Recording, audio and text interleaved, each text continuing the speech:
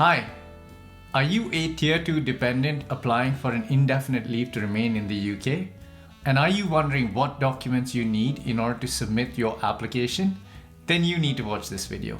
In this video, I'm going to be talking about the documents that you need as a Tier 2 dependent applying for an ILR in the UK. And I'll also be talking through the costs that are associated with an ILR application.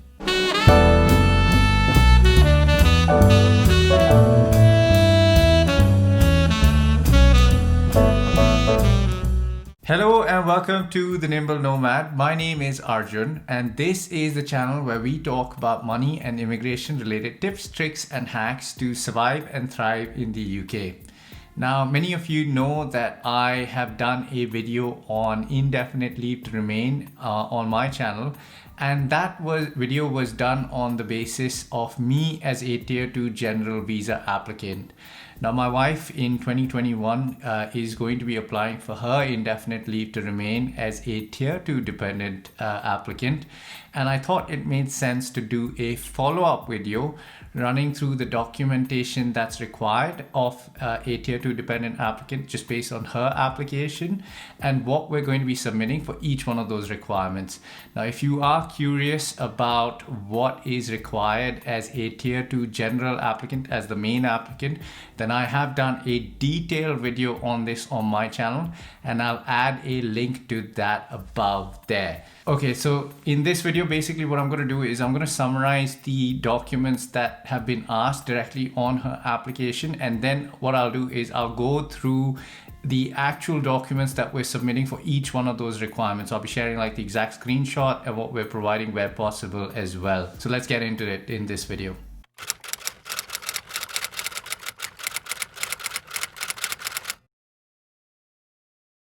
Right, so here we are on the Tier 2 dependent ILR application documents required. So let's get into it. So in here, I've got basically a screenshot, and what I've done is I've screenshotted her actual document requirements from her application.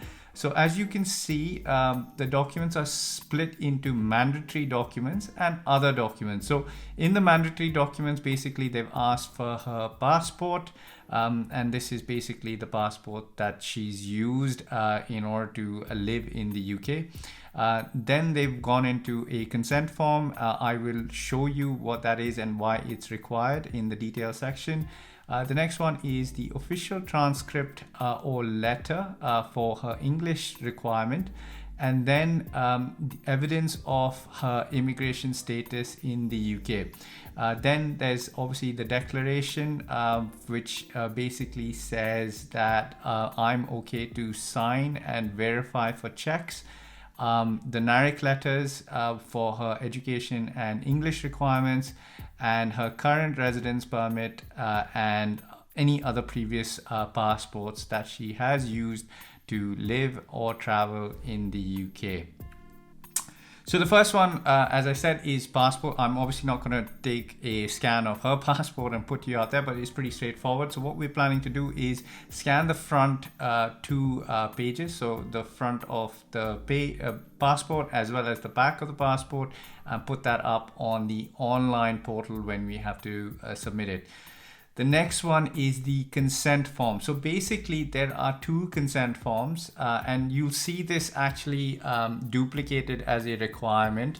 But basically there are two consent forms. So consent form number one, or part one, is basically for my wife to actually sign and all other relevant parties that are applicable on the application. So this is basically both my wife and I have to sign this consent form to say that the Home Office can actually do their verification checks on our data.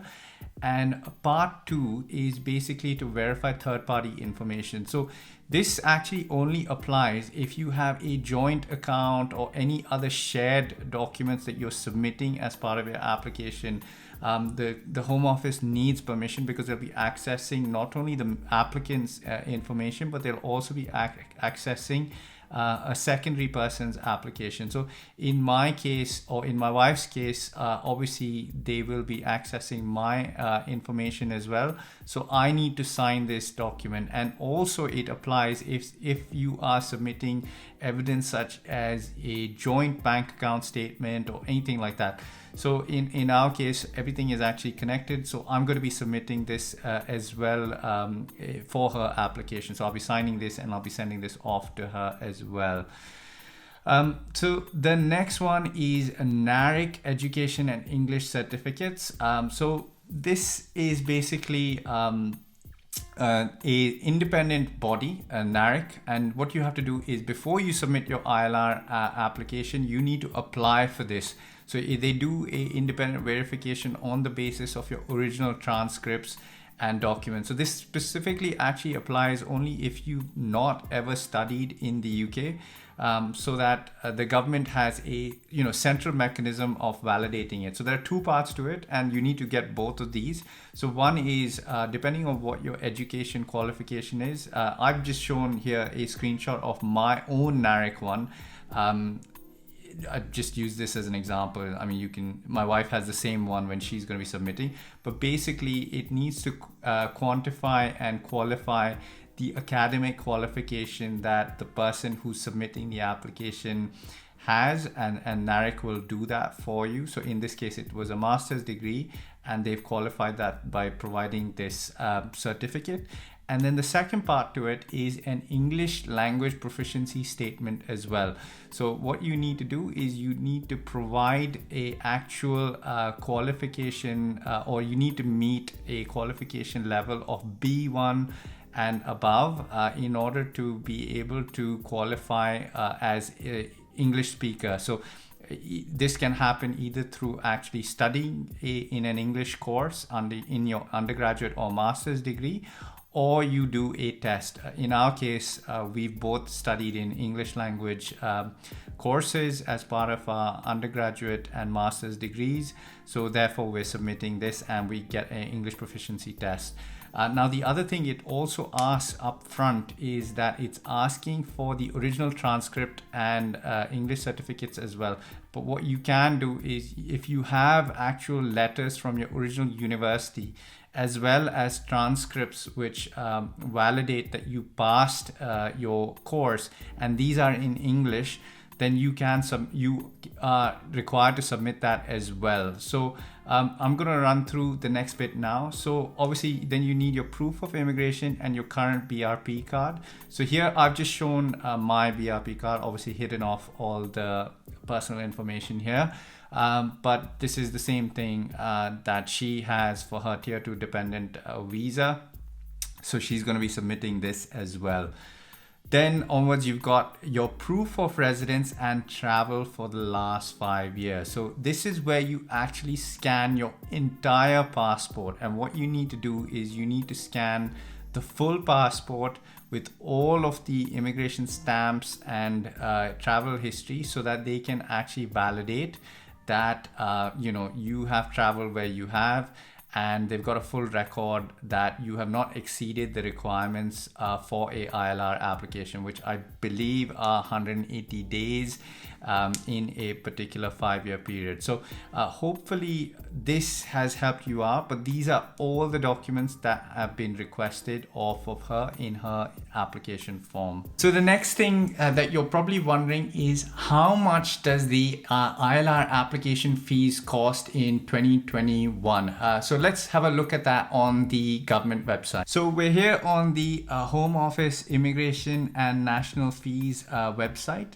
So this comes up if you just search for ILR application fees, and basically it lists down all the different costs for various types of UK visa applications.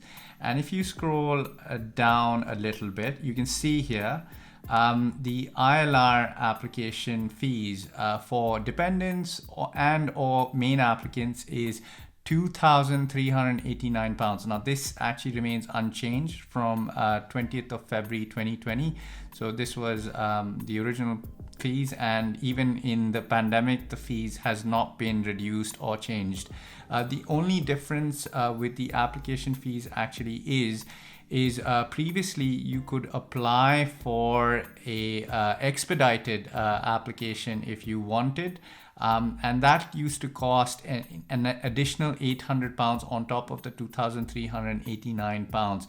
So I actually asked the Visa Immigration Service recently when I submitted my British citizenship application whether the expedited option is available, and they said that it is currently still not available at this point in time. So that's it, guys. A bit of a quick video. I hope it's helped you out. Just wanted to quickly run through the documents and the requirements for the ILR application as a tier 2 dependent. I hope this video has helped you out, and if it did, please smash that like button. It really does help the video and the channel out.